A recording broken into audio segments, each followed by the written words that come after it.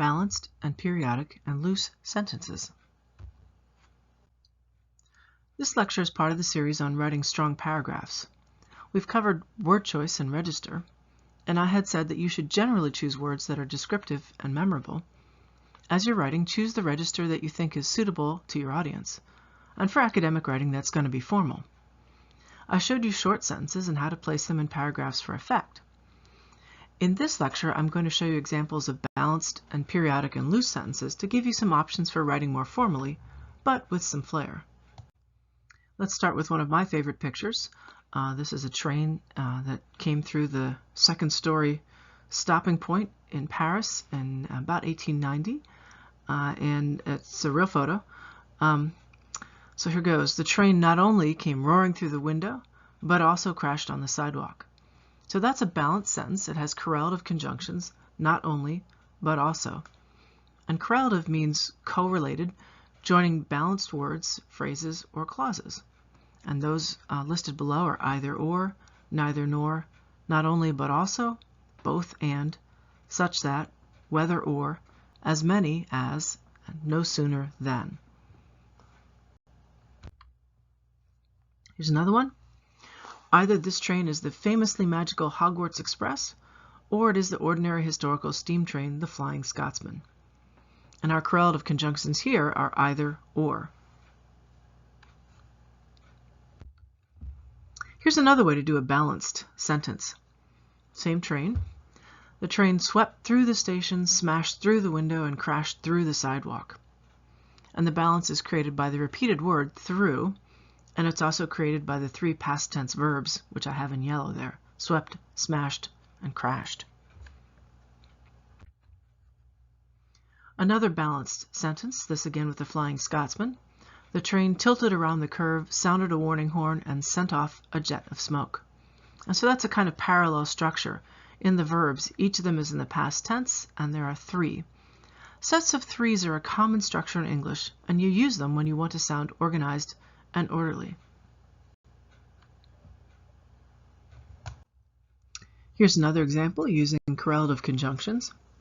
No sooner were the peaches ripe than the children came to steal them from the farmer's orchard. Neither a juicy peach nor an apple was enough to keep the doctor away. Again, a correlative conjunction, using neither nor.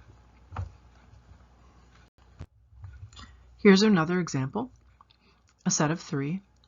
The peaches hung on the tree, ripening, swelling, scenting the summer air with sweetness.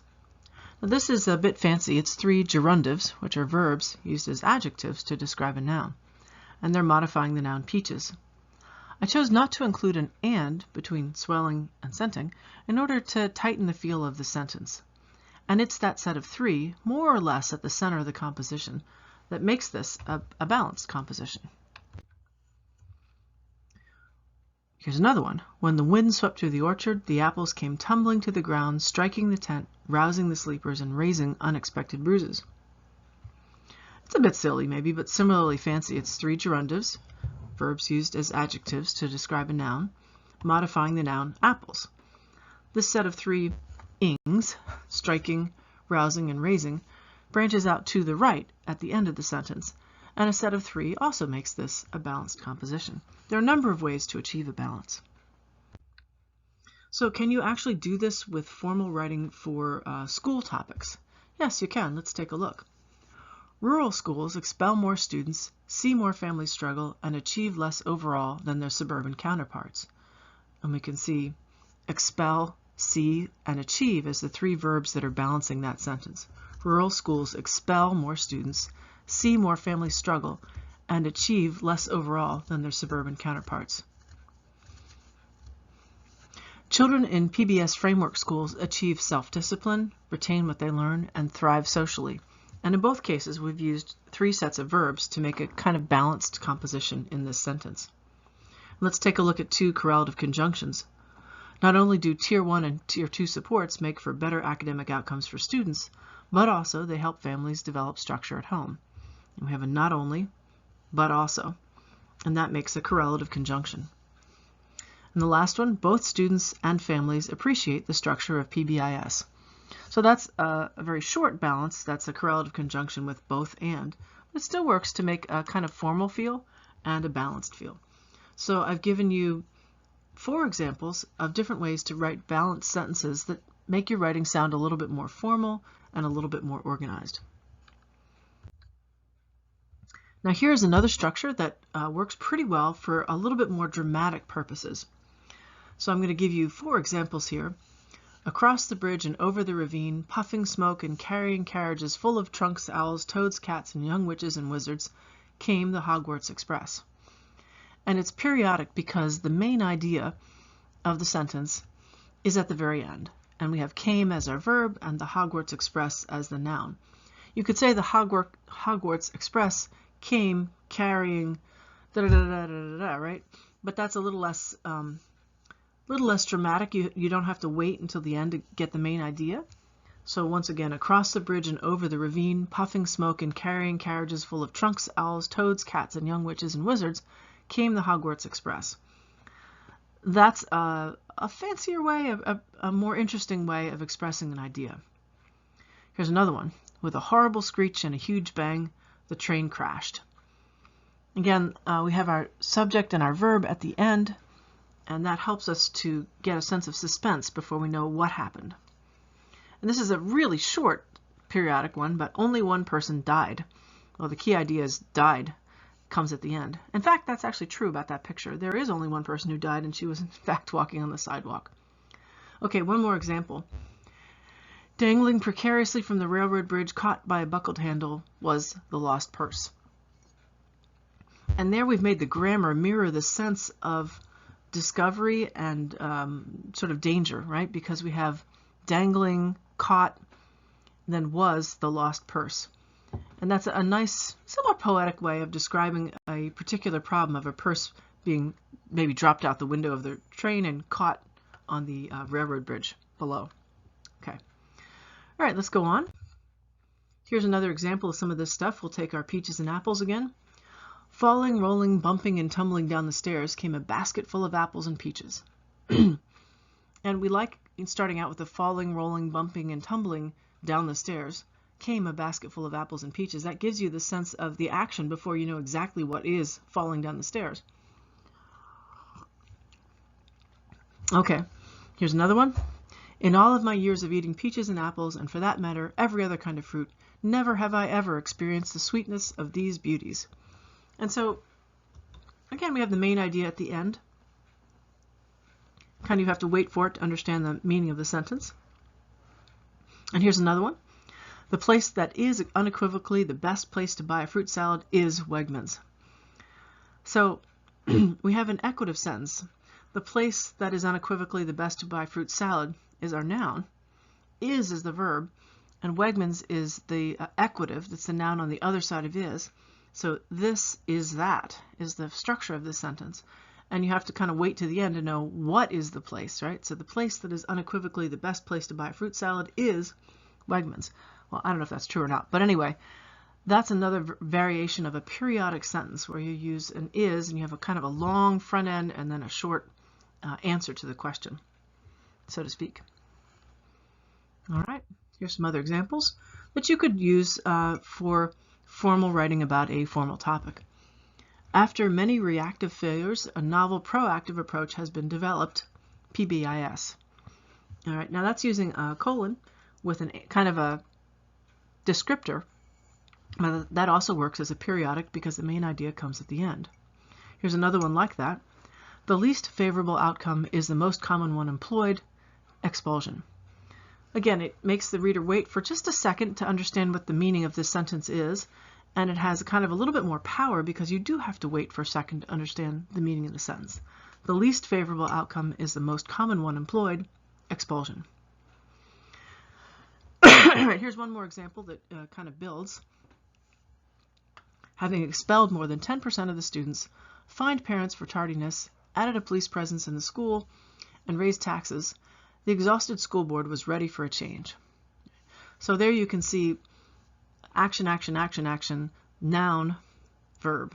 Having expelled more than 10% of the students, fined parents for tardiness, added a police presence in the school, and raised taxes, the exhausted school board was ready for a change.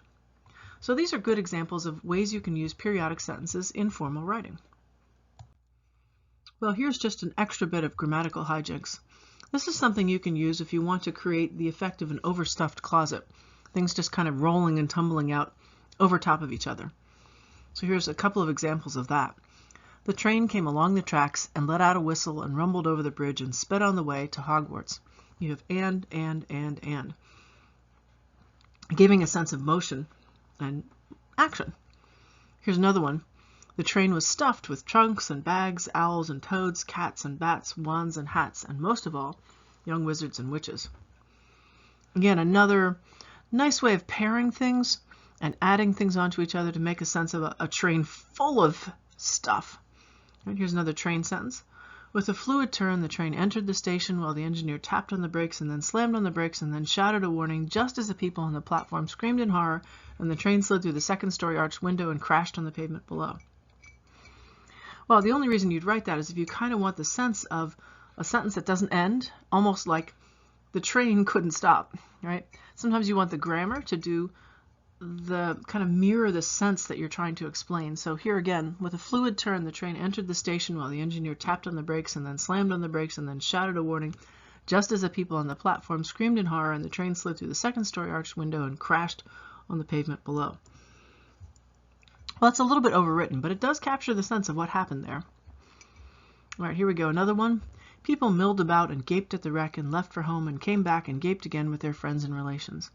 Again, and, a sense of motion, circling motion. All right, that's just some kind of fun. You can try some of these out for yourself if you like. This is not something I'm expecting you to see in your papers because it is really often used more for narratives than it is for formal writing. But it's kind of fun, so you might want to try it out. When you choose to write with flair, you need to think about what feelings or ideas you want to convey and consider how grammar can serve you. Do you want a balanced feel or something dramatic?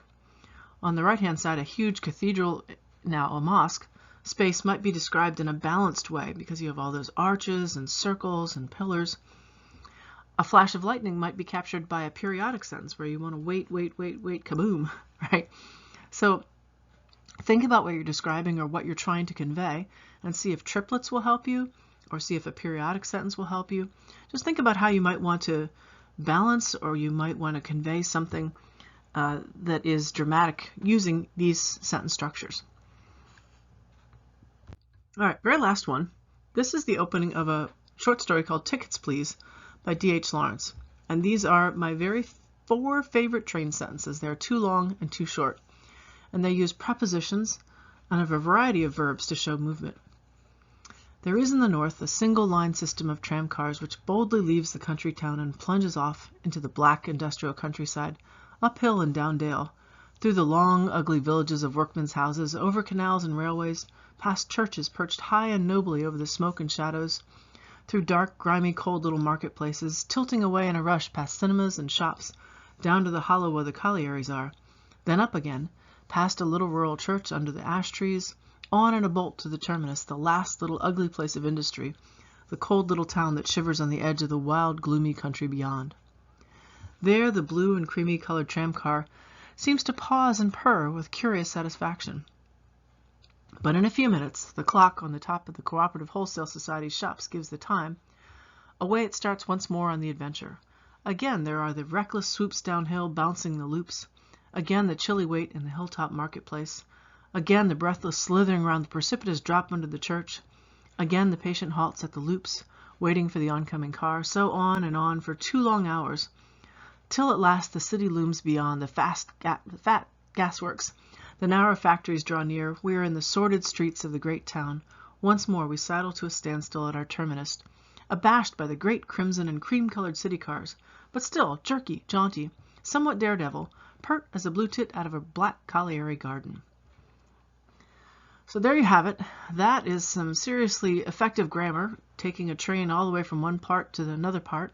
And that's just an example of what you can do if you're paying attention to grammar. You can really make some interesting sentences. What I've showed you specifically was the balanced sentence and the periodic sentence, and I hope you'll try some of them out.